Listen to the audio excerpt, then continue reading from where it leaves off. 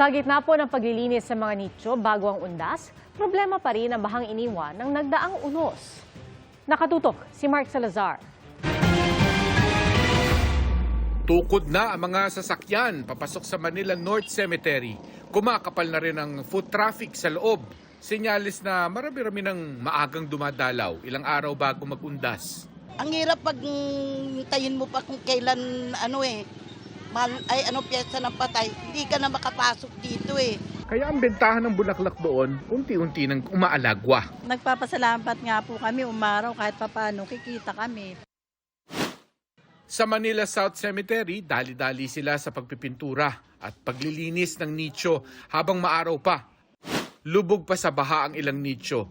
Ang ilang puntod may tambak ng basura. Dismayado naman ang pamilya ni Arjin Aguilar sa tinatnang bulok na bubong na nakapatong sa puntod ng kanilang kamag-anak. Tinanggal kanina, nakaspas yung mga lapidan nilang father. Paano ba naman yun? Kung hindi kami nagpunta rito. We're waiting for them nga na dilinisin nila. Yun nga, nagagalit nga si Mrs. dahil ay panglilinis yung tubig baha. Kukunin dun sa sa mga lupa dyan. Ngayong araw, activated na ang Oplan Undas 2024. Para sa GMA Integrated News, Mark Salazar, nakatutok 24 oras.